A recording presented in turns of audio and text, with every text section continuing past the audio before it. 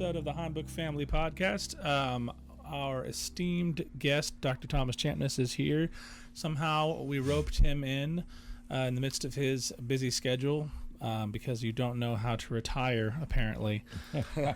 Always doing something. I saw this wonderful man preach a sermon on Sunday, which was a lot of fun. And it was how every day is Mother's Day. Yes. And I told him that every wife went home that afternoon and said to her husband, that was a wonderful sermon. I liked that sermon. So no, it was wonderful. It was great to hear you preach again, and had my parents leading music. So, well, it was kind of weird to not be up at the front. I was like, this is kind of fun. But then, of course, you had to give an announcement. So I was like, okay, all right, I can't escape it. I have to be up in front of people, apparently. Yeah. Wait, you had to give an announcement? That's Yeah. How is your microphone so live? I found out that if you look at it, it says back. What? Look at it. Do-do-do-do. Back. Uh-huh. So as long as you're talking into the front. I am talking into the front. I feel like I have to swallow mine to make it sound. Oh, I just need to turn your gain up then. Yeah, I'm all about the gain. No trouble. No pain. How's that?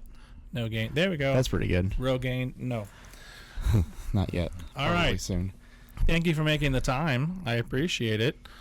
So what all do you have going on these days aside from preaching? I'm reading a biography of Mark Twain. It's a 1,000-page biography written by a man named Ron Chernow. I'm thoroughly enjoying it, but my view of Mark Twain as a person has diminished considerably. Uh-oh. Yeah. Oh, boy. That's not good. Never trust a man with a mustache. That's what I say. Who do we know with mustache? Oh, your father. I'm sorry. I okay. Recant that, Mr. Cook. That's fine. No, he'll take it. He's a jovial fellow. Yes.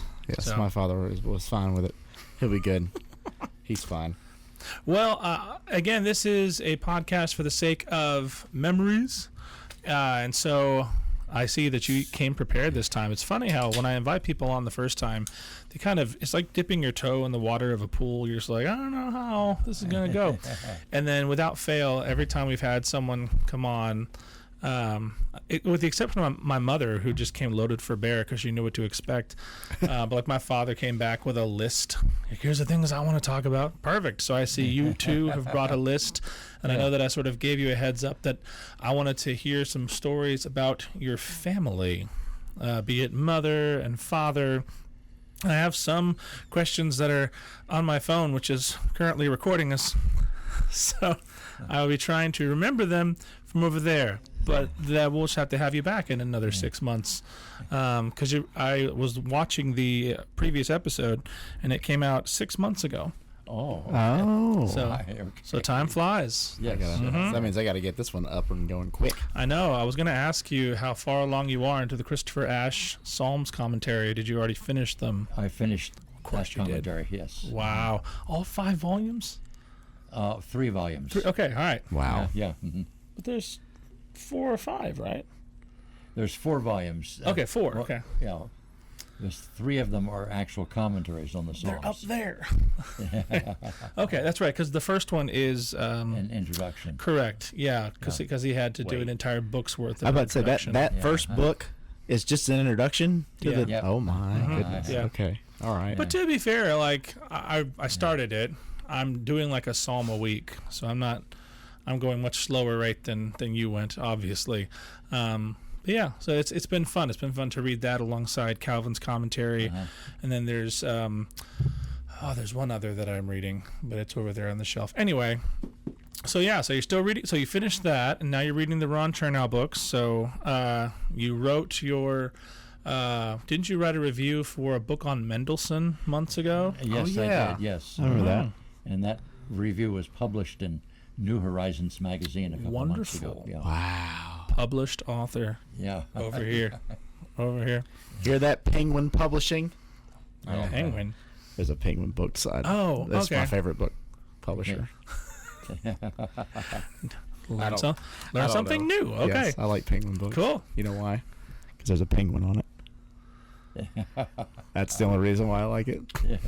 Like the reason why I like the Miami Dolphins. You know why I like the Miami Dolphins? They're dolphins. I like dolphins. They're a terrible team from what I understand. Sorry. But that's what I've heard is they're a terrible team. But they're dolphins. That would be the first sports reference on this entire podcast. And probably the only one. Probably the only one. Yeah, we're not anti-sports. We're the people who played in the pep bands or the marching bands. Like, we aren't the people who are on the field. So we have more of a vested interest in how the spit valve works on our horn than we do about whether they scored the touchdown. Yes, because first of all, I don't know when they do that, and two, I have to know when it is, which is terrifying because the kids are yelling at me, "It's second down, we're supposed to play," and I'm like, "What? Oh, okay."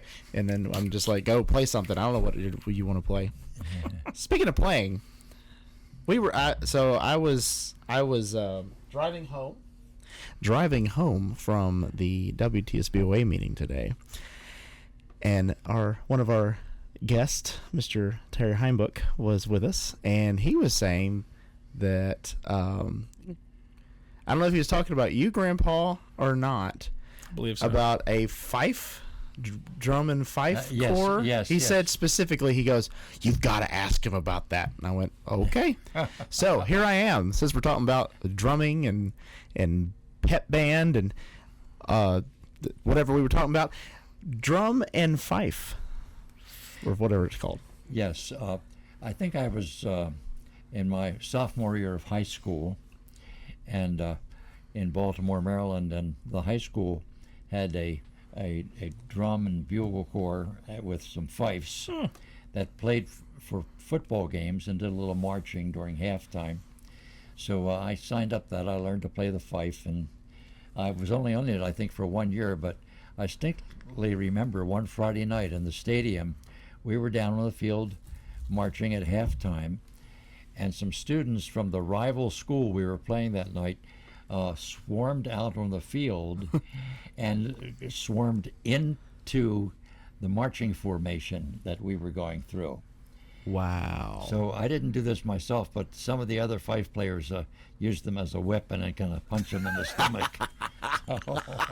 Wow. These are wild times. Yes. I could see it. Tough time in the fife and, what was it called? The fife and... Drum and bugle. Drum and bugle. Oh, okay. Yeah. I was like, the fife and bugle. Anyway, okay. But this wasn't like a Revolutionary War, like, because I hear fife and I just think, Right. Yeah. you know, little tri-corner hat walking. Yeah. Come on, that's... No, I get it. I'm laughing. They don't do that at the Dolphins games. Let's just No, say that. they don't. We think. I don't know. I've never been to a Dolphins game. They just roll out a big aquarium on wheels and have Flipper. Just yeah. Like Ace Ventura. That's right. Well, yeah, but like Flipper, come on, it's a little more. I'm just saying that was about the Miami Dolphins and the dolphin that got snatched or whatever. Because this is highbrow entertainment. So family. Anyway, curious. So I wanted to ask you, because you referenced your mother several times in your sermon on Sunday. The one story that I especially remembered, I won't bring up the other one, but the one story I especially remembered, but you should have been there, was, it was when your mom said that you needed to love God more than you loved her. Yes. And you remembered thinking, I could never love God more than I love my mother. Yeah. And I was like, okay, I need to dig into that a little bit. So I'd love to hear some more stories about your mother. I went back and listened to our previous podcast, and I think we got as far as she was raised Lutheran, and you mentioned something about her salvation, and really that's about it. And then it kind of devolved into Entenmann's Donuts, and that's my fault. But so it's kind of open game on stories about your mother. So I'd love to hear some. Okay. The story about my asking my mother whether I should love God more than her was in Pittsburgh, Pennsylvania. We only lived in Pittsburgh for a year. The first 8 years of my life were in Baltimore. My father worked for the Baltimore and Ohio Railroad. Mm-hmm. And he was transferred to Pittsburgh. So we moved up there and we lived in an apartment. And so that one night, my mother put me to bed, and that's when the story was about my asking her who I should love more. But I remember very clearly one night my mother and father were down on their knees praying together, and I couldn't hear what they were saying. And so when they got up and my mother came closer, I said, "Mom, what were you and Dad praying about?" And she said, "Well, Tommy, we were praying for your conversion." Well, I had no idea what the word conversion meant. But 2 years later, I was converted. Wow. And do you want to hear that story? Absolutely. Okay. By that time, my mother and I were back in Baltimore. My father was over in the South Pacific fighting the Second World War. And my mother had gone, and I had gone out to visit relatives one evening. We came back fairly late, maybe around 11 o'clock. And that evening, before I went to bed, for some reason, I'm looking back now, I think it was certainly God, placed this question in my mind. I said, "Mom, what does a person have to do in order to go to heaven when they die?" And without missing a beat, my mother turned to Romans 10:9 and 10, and said, "This is what God says, is that if you confess with your mouth that Jesus is Lord and believe in your heart that God raised him from the dead, you will be saved." Well, I'm eternally grateful that my mother didn't stop at that point. She said, "Tommy, would you like to do this right now?" Yeah. And God was working in my heart that night. I looked back and know that. And I said, yes, I would. So she led me in a prayer, and I think that's the night that I was converted. So my own mother led me to faith in Christ. Wow. Yeah. And how old were you? I was 10 years old. Wow. And your father was away at the time. He was away at the time, yes. Now, where was he stationed? He was stationed first in Australia for maybe 6 months or so, but then he spent most of the war in New Guinea. Oh, wow. He was the port commander of a place in New Guinea called Port Moresby, a very strategic supply point for the Allies during the war. And he was in charge of the loading and unloading of all the ships that came into the port. So, and he never went, I'm assuming he never went back to either location after the war. no, he never did. Yeah, you hear some stories about soldiers that they'll revisit the shores of wherever they were stationed, but I'm guessing New Guinea wasn't high on the list of places that he was yes, I want to go back there. This was my port, I tell you. I was in charge of what came in and out of here. Yeah, Can I be ignorant for a minute? Sure. Where's New Guinea? it's north of Australia. Oh, okay. I couldn't place it in my head where that is. Okay. Yeah. It's I'm gonna put a right map near up the on the equator, screen, so that way. so it's hot and humid, and it was not a very nice place to be. The old Guinea was a little better. I was gonna make that joke. Yeah. Yeah. I was gonna make that joke. I was like, oh, at least it's not old Guinea. But But there was another story about my father, which predates that. I think probably I was 6 or 7 years old, and living in Baltimore. And one day my father said, "I have a story to tell you." And he said, there was a man who was in the process of moving from one town to another. And so he went to the town that he intended to move to, and he met one of the citizens of the place, and he said, "Sir, I have a question for you. Are the people in this town friendly?" And the man looked at my father and he said, "Well, let me ask you, the place you came from, were the people in town there friendly?"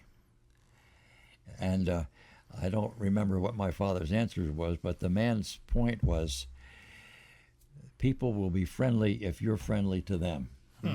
And that stuck in my mind. He that hath friends must be a friend. Yeah. Have you found in your experiences that's typically a true saying, that if you're nice to other people, they'll typically be nice to you. Yeah, in general, there are exceptions. Of course. Yeah, of But course, most, of course. That was before he moved to Yeah. Memphis. Yeah. I'm kidding. It's more big cities in general. It's nothing Yeah. against Memphis. Yeah. Well, you know we're like rated the worst city in the world, right? No. Yeah, No. no. The worst what? The worst to live in. Like, No. yeah, there's a article out there. What? Well, yeah, of course there's an article out. Okay. No, I'm not saying it's true. I'm just saying there is an article. Sheesh. Sorry, But cost of living, man. You know, it's pretty rough. I'm telling you, our flag should just be a seatbelt sweat line. That's it. Like just cheap price of living right here. Anyway, as a sweaty man, It's okay. yeah, Me too. that's how I roll. Okay, so any other stories about your mother? Because again, that was the one character we didn't delve too much in. We talked a lot about your dad or your grandfather's ice cream experiences, Oh yeah. which I enjoyed listening to again. But yeah, so ice cream. stories you remember about your mother, because you spent a chunk of time with her with your dad during the war while he was away. So yeah, I'm just curious what comes to mind aside from throwing water at her. Okay. We won't go into that. Okay. Yeah. I was at McDonough School. I was a boarding student, and during the war, and it was about 15 miles from where my mother was living, and I only got to come home about once a month, and I only got to come home that once a month if I had no demerits for that month. So most months I got to go home. But my mother was living with my father's brother and his wife and their son, my cousin Bill Champness, in a row house in Baltimore, Maryland. Probably wasn't more than 1,000 square feet or 1,200 Wow. square feet. Yeah. And there were 3 bedrooms in the house. So my aunt and uncle had 1 bedroom. My cousin had a bedroom, and then my grandfather, my father's father, was also living there. So there was no bedroom for my mother. And for 3 years, my mother slept on a sofa or a couch Wow. in the dining room of their house. Oh my goodness. And I never thought much anything about it at the time, but looking back, that would not be an ideal experience for Of me. course. Yeah. So yeah, So you'd come back and stay with them if Yes. you didn't get demerits? That's right. Yeah, and then my summers were spent with the family, and so my cousin Bill Champness, he and I became almost like brothers. Oh, Because nice. we spent a good bit of time together. I was going to say, where did you sleep? Well, there was another bed in my cousin's room. Gotcha. So Okay. I slept there, yeah. Is he still living? Do you keep in touch with him? And no, he died about 20 years ago. Okay. Oh wow. Okay. Yeah, he died early of complications of diabetes, I think. Mm. Yeah. And did he stay in the Baltimore area? Yeah, he stayed all his life in the Baltimore area. Okay. Yeah. All right. You never seem to. So there are some people that kind of dig their roots in and go, all right, this is my town. Yes, This is yeah. my. I guess you were given more of the. Is the term wanderlust? What's the term, like the adventure spirit? You know, it's like you seemed like you were willing to try your fortune in a multitude of different environments. So was that on purpose? Did you just think to yourself, you know, well, let's see what God does. Let's move to California. Let's move to Georgia. Because those are not anywhere remotely close to each other. Well, my first move, as I said, was to Pittsburgh when I was 8 years old. That was just for 1 year, and then back to Baltimore. And my next move was when I graduated from high school. I moved from Baltimore to Illinois, and when I went to Wheaton College, just a little west of Chicago. So I was there for 4 years. And then I came back to Baltimore and went to Philadelphia for 4 years to Westminster Seminary. After Philadelphia, we moved to Garfield, New Jersey, which is across the river from New York City. and we were there for about 4.5 years. This was the first church that I served. Then I was called to a church in Modesto, California for 10 years. And from there we were called to Atlanta to serve a church which, in God's providence, we served for 35 years. And from there we retired and moved to Memphis to be with you. I'm sorry about that. With the grandchildren. So it's my fault. Brought him to the worst city. No, Memphis is great. So you lived in the New York area, the California area, and then Atlanta. Yes. What would you say, this is a random tangent, but like, what would you say are different aspects of those cultures? Of the good, the bad, and the ugly. You don't have to make it a good and bad thing. It's just, there's a very, very... Oh, that was you. I was like, you hear that? There's a ghost in the machine. No, but those are very distinct cultures. Yeah, the first church I served was it was a working class congregation, and I think the educational level was probably about 8th grade. Wow. But to my shame, I did not appreciate as much as I should have the great strengths that those people had. And they knew how to live and to enjoy life, you know, and to live for the Lord.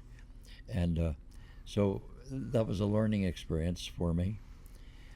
In California, I was a church planter, and California was a lot more secular than the East Coast at that time. Already? Already, yeah. Wow. Yeah. And but we enjoyed the mountains in California, and I enjoyed being in an agricultural community Yeah. there. But I think the place that I probably enjoyed living more than any place else was Atlanta for 35 years. We had a very pleasant situation in the church there, and there's always, you know, difficulties and trials that come up in anything, but overall it was very, very nice experience. Yeah. Yeah. Well, that house was epic, and the screened-in porch. I don't envy you mowing that lawn. Like, I look back in memories of the hills, and now I'm like, oh goodness, that was before the self-propelling lawnmowers. That's crazy. Yeah. So, and the big patch of trees and bushes in the front yard. Yeah. You had that huge, gate, like castle-looking, and we never used your front door. No, I don't think we ever, which seems to be a family trait because no one ever uses my parents' front door. So I don't know if that's just written in the code. You know, you realize that's not their front door, right? You're aware when you go to my parents' house, that is not the front door. No, the front door is the door where the that chairs no one ever are. goes in. Yeah, Correct. no one ever goes in the door. Exactly. Yeah. So they had a house, Chambly Tucker, is it? Yeah. Yeah. But it's just outside Atlanta, and the front door was this like stone arch, like with steps going up. Like we would pretend it was a castle when we were playing Robin Hood. And I have no memories of going through that door. We'd go through the garage door or the back door along the side. Well, that's how my parents are. They have the carport, and there's the front door that is literally, like, I kid you not, it's just got stuff jumped in front of it, so you can't open the actual front door. I think we had discussed why at one point when I was younger, and it was such a moot point. It was just like, we just don't like the front door. I'm like, okay, whatever. Okay. I'm not mad. I was just curious. So, what else do you have on your list? Because again, I'm curious what stories you brought to bear. Yes. Well, did I tell you how I met Jean at Johns Hopkins Hospital? It was the book table. Yes, I've told that story.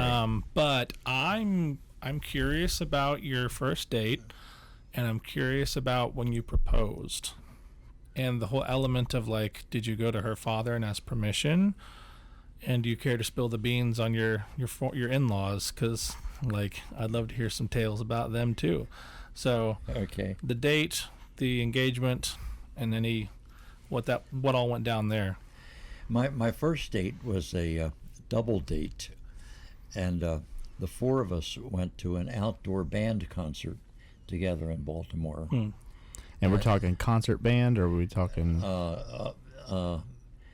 more like a marches, but they weren't stationary, but Oh, okay.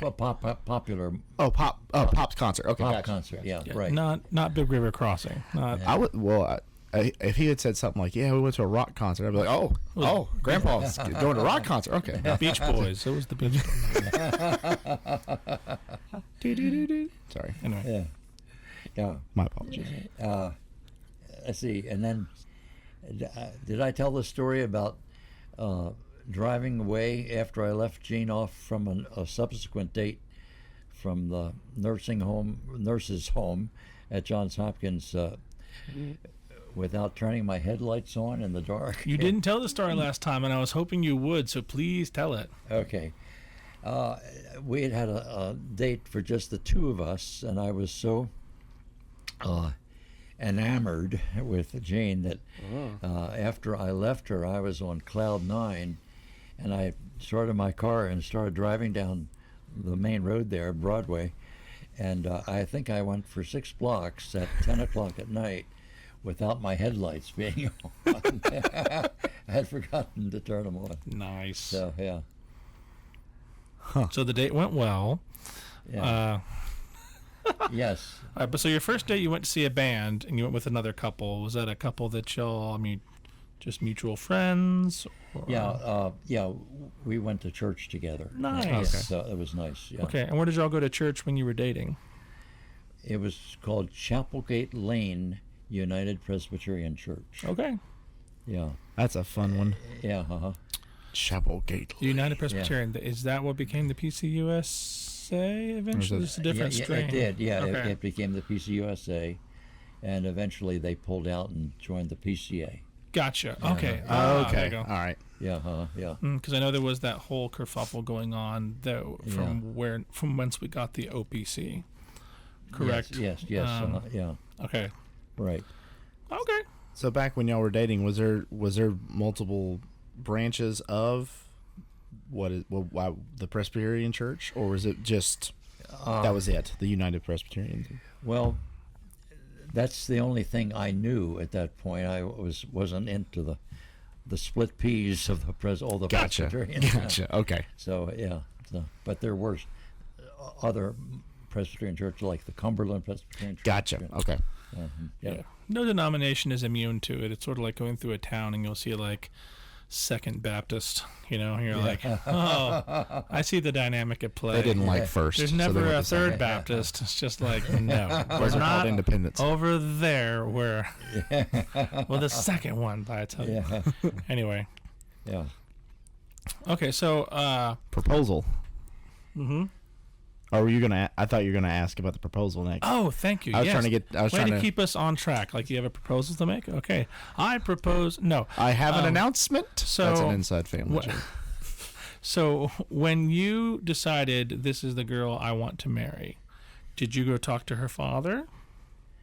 Not at first. I asked her before I asked her father. Okay. Yeah. All right. And I remember I was sitting in a New Testament class taught by Dr. Ned Stonehouse at Westminster Seminary one Friday morning. And he was lecturing. And while he was lecturing, I thought to myself, tonight's the night. I'm going to go back from Philadelphia to Baltimore, and I'm going to ask Jean to marry me. I decided while I was in that class. Paying attention to every word Yeah. of the professor. So I went back, and it wasn't all that dramatic, but I asked Jean to marry me, and she immediately said yes, and that was fine. But later, after we were married, Dr. Stonehouse and his wife had Jean and I over for coffee one Sunday night after church. Oh. And I told him the story about me being in his class was when I decided to ask Jean to marry me. And Dr. Stonehouse responded, "Well, Tom, that must have been a very inspiring lecture that day." It was all about take up your cross. And, Yes. no. It's like a scene in a movie where it's silent and the guy's talking, and all of a sudden the one student goes, "I got it. That's fantastic. You finally got the message." "What?" What are you talking about? Yeah, Something totally different. Yeah. So, what was it like meeting Gene's brothers? That was an interesting experience. And we're hoping to have Uncle Steve on the program at some point. So, yeah, okay. so go on. Yeah, Talk about the Hannon exercises. Sorry. yeah. She had a brother Those were who fun. was almost Jean's age, maybe a year or two younger, named David, and he was a Marine in the Marines for a while, and so I enjoyed getting to know him. And he married and had a good number of children, and then she had two younger brothers, Steve and Bruce.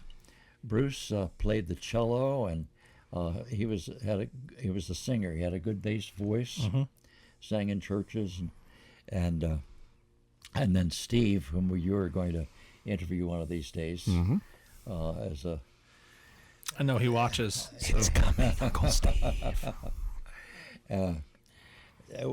one of the benefits of when Gene and I moved from Atlanta to Memphis was we look forward to being closer to Steve and his wife, who are living in Dyersburg, Yeah. Tennessee, and that's been a good experience. Good. Having Steve close by.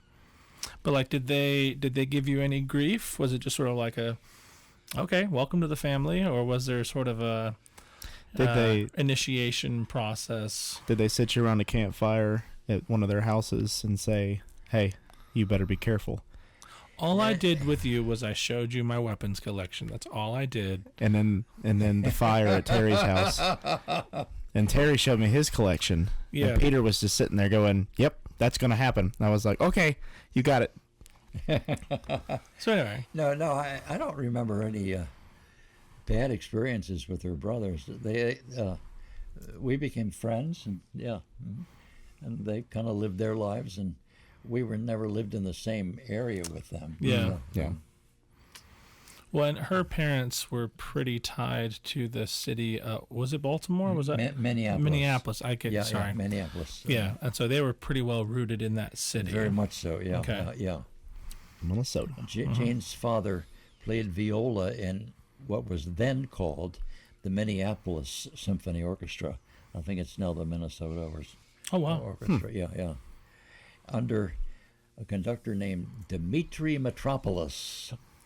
Sounds like a villain from Superman. Yeah. I was about to say, does he know But Superman? in that day, he was a well-known conductor. Huh. Yeah. Huh. Yeah. I'll have to look him up. Yeah. Wow. So, I see you have your list. Let's make sure we get to your list. I see something on Uncle Paul. Yeah. One of the major things that I think to be said about Paul was about 20 years ago, my daughter Rhonda and her husband Dennis gave him a set of Bible commentaries on the whole Bible by Matthew Henry. Oh, those are good. There's about 4 or 5 volumes in that.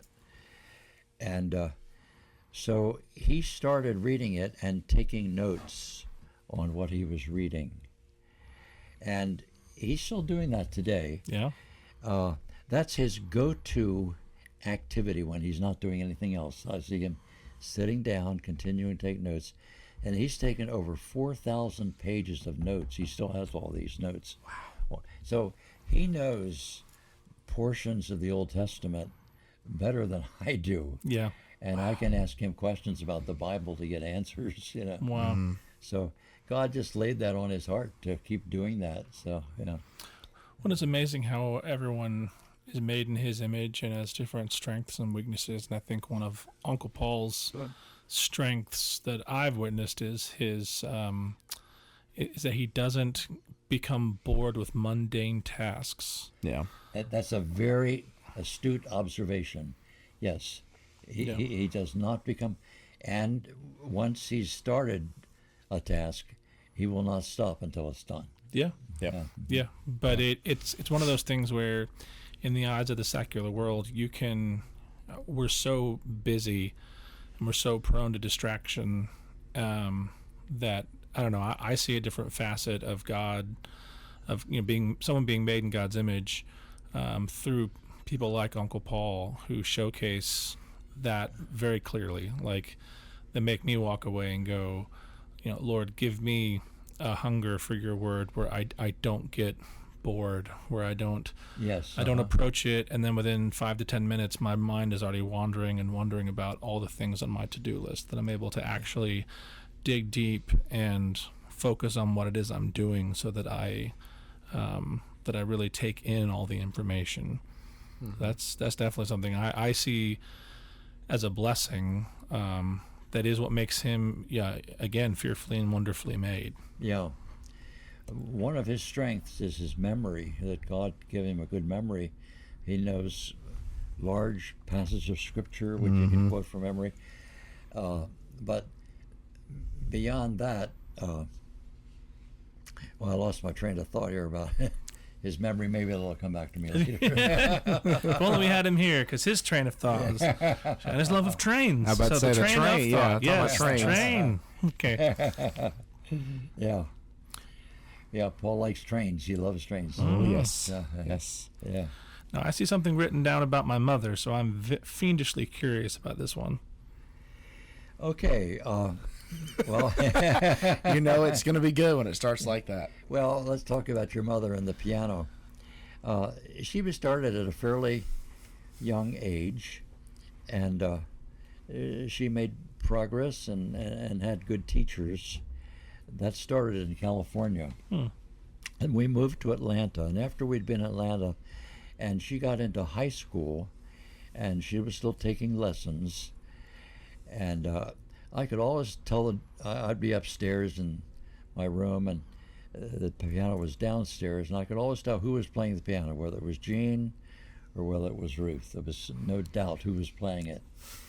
And then one day, I realized that Ruth had gotten to the point where I couldn't tell the difference between her playing and her mother's playing. She had progressed to that point, and that was a banner day for me. That Jean was good on the piano, but Ruth has gone even further with it. So yeah. Well, that was very heartwarming and not at all dishing the dirt on my mother that I hoped it would be. All right, so Uncle Paul, my mother, Aunt Rhonda. Aunt Rhonda, yeah. She and her husband are missionaries with Wycliffe Bible translators, and she grew up listening to my preaching, and I would preach from time to time about missions, and the importance of taking the gospel to the whole world. And so one day Rhonda announces, I'm going to become a missionary. So she married Dennis, and they decided together that they would be missionaries. At first they were in Mexico for 2 years, and then after that they joined MTW, Mission to the World of the PCA, and they were sent to the Philippines. So when I was encouraging people to go into missions, I had no idea that God would lay his hand on my own daughter, and then when he chose a place for her to labor, it was halfway around the world, almost exactly halfway around the world, in the Philippines. And so to go away, for 4 years, that's not easy to say goodbye when you have to do that, But God was really faithful. God says, if you do that, if you follow me and do where I tell you to go, I'll provide you mothers and fathers and brothers and sisters and houses, And God really did that. And I remember when Jean and I were over there in the Philippines visiting one time, we spent some time at the school where they were going. It was a Christian school. And as I got to know that school, I said to my my grandkids are not deprived at all. They are in one of the best positions for growing up that they could possibly be in. So that was God arranging their lives, and taking care of them halfway around the world. Absolutely. Yeah. So. Well, technology has come a long way, but Yes. I remember scheduling phone calls. Not me personally, but the family of my mother would be crowding around the phone, and because the time difference was so stark. Yes, 12 hours. Yeah. Yeah, yeah. Well, we went with you one time to visit Yes, them. for our 50th anniversary. Wow. All of us went over there. Wow. Yeah, for 2 weeks. Mm-hmm. Yeah. It was very hot. I can Yep, imagine. very hot. Only Dry place- heat or a No, humid it's heat? a Very more humid. humid heat. Yeah. Yeah, only place I can recall where I was sweating in a cold shower. Yeah. And I'm just standing there like, this isn't gonna work. What's the point? Yeah. No, it was great. So when you were raising your kids, I'm curious, what would you say was one of the toughest parenting decisions you ever had to make?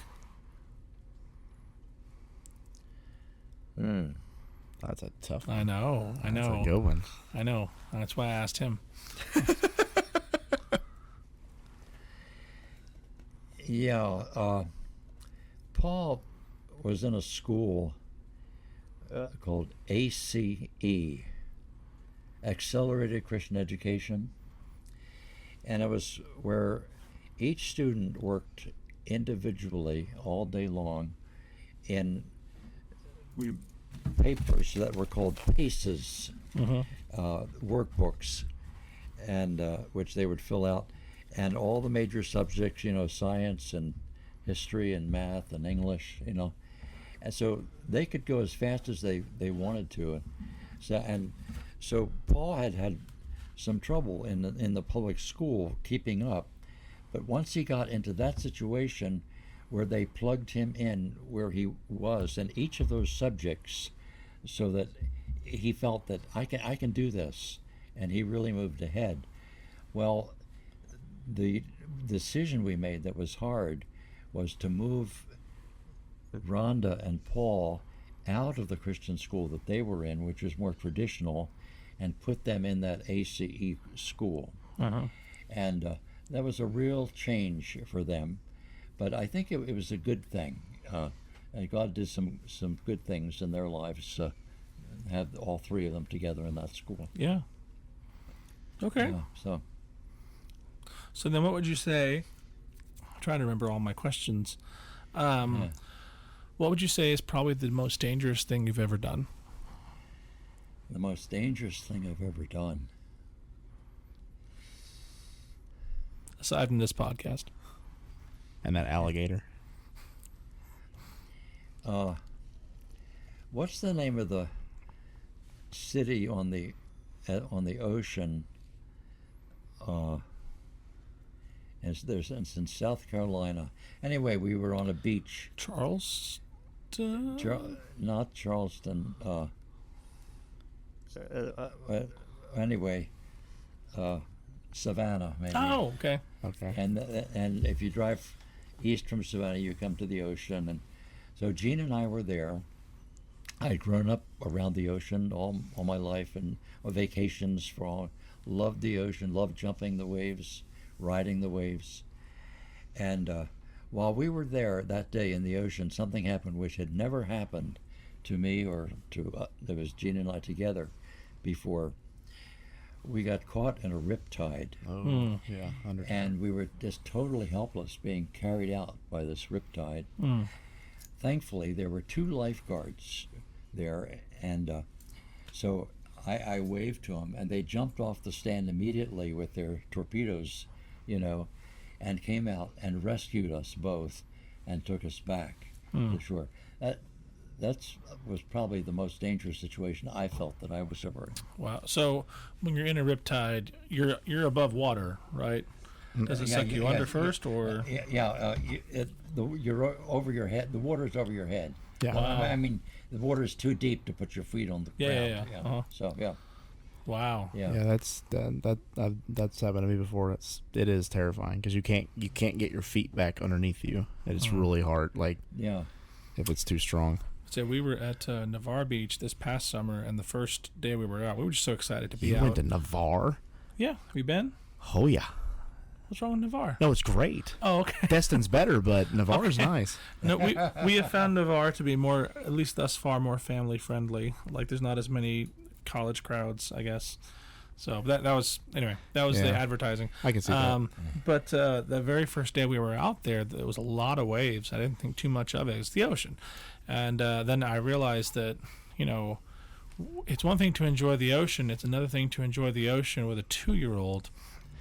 Yeah. So That's when it gets fun. yeah, so I'm like on my knees holding this child who's like wanting to splash around, and she doesn't like her floaty device, and so she just wants to hold on to one of us. And I'm on my knees, and like these waves are pummeling me. And so I had these burns, like these sand burns, like on my knees after the first day. Rachel's like, "What happened? You skinned your knees really bad." I'm like, it was the sand. It was like the waves would hit, and then I would have to plant my knees and just like as it pulls me back. It was crazy. Yeah. And like I said, if it was just me, I feel like, I'd be okay. But with a 2-year-old, you're just kind of Yes. like, okay, no. Yeah. Like, It's really fun when you've got the 6-year-old who can basically manage himself, but he gets too far out. So you have to grab him and pull him back. Then you've got the 4-year-old who comes up and is like, I need you to pick me up. I'm going to kick the wave. And I'm like, okay, buddy. And then you've got the baby. The baby's being held by somebody. I don't know who's got the baby, but someone got the baby. So you got the 6-year-olds over there like yelling at the ocean, give me more! Give me! Like this is in front of people. Give me more! And then you've got Samuel who's standing at the shoreline kicking the wave. I kick you, wave, and kicks the wave. And then one of them knocked him down. He goes, oh! I was like, yes, memories. nature's just like, boop. And then you hear the baby in the background, blah, blah, blah. Oh my. Yeah. No, cleaning sand out of items is probably the least favorite part of any beach ocean experience. Is sand gets Yeah. everywhere. Yes. Right. It's coarse. It's Yeah. Okay, all right. Enough Star Wars quotes from you, sir. Sand is coarse. No. I hate sand. Well, I'm trying to think of any other deep, probing questions to throw your way. It'll come to me. I'll look at my list afterwards. We'll just have to have you back on in 6 months and Okay. In 6 months. get a review. That gives me enough time to think of more things to ask you about, aside from like explain to our readers the 5 points of Calvinism. Did, Could I say just another word about being rescued by the lifeguards? Please.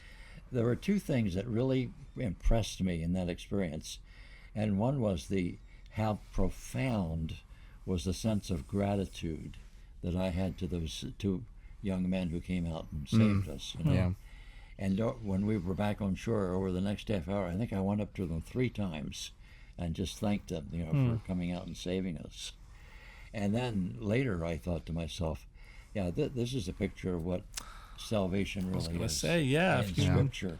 We have to be saved by another. Yeah. We can't save ourselves. Yeah, and if your instinct Yeah. when you realize just how close you came to death, Yeah. and just to go back to that person again and again and just say thank you, how Yeah. that was what my mind went to. I was like, that's, especially as someone who's grown up in church, that's one of those calluses that can grow up where you have to pray, Lord, help me to return again and again Yeah. in thankfulness for what you have done for me. Something that's easy to take for granted if you've just grown up as a believer, trusting in Christ, but to really know the full state of your condition, that we weren't just neutral, we were hostile, we weren't just bad people, we were dead. Yeah. Absolutely. So, Hell. And yet, even in that, he chose to love us and save us from it yeah. Yeah. while we're still sinners. Yeah. Kind of cool. Well, Any books you want to recommend? Any books you Any want books to you want to rewrite? Any books you want to recommend on as a final question before we wrap up? yeah. There's a book by a New Testament professor who has worked for the last 20 years or so at Southern Seminary in Louisville, Kentucky. His name is Dr. Thomas Schreiner. And within the last year or two, he has written a 700-page commentary on the book of Revelation. And all my life, the book of Revelation has been a huge puzzle and mystery to me, which I've never been able to figure out. And after working through that commentary, I finally found someone who explained it to me that I think I had never done very very little preaching on Revelation. I think I could preach on almost any chapter in Revelation with the help of his commentary. Really? Okay. He's very, very good and very good scholar, very humble, and very pastoral. It was great. But when I remember the day that I finished the commentary, I was so impressed with it. I immediately went to my office and I wrote a handwritten letter of thanks to Dr. Schreiner. Wow. For all the work and effort that he had put into that commentary. Wow. 7 days later, I get a handwritten note from Dr. Really? Schreiner. Well done, sir. Well done. Yeah, thanking me for encouraging him. That's great. Yeah. That is fantastic. So, yeah. Look at you making buddies with the authors of these books. Yeah. So I'm telling people that I'm a celebrity now.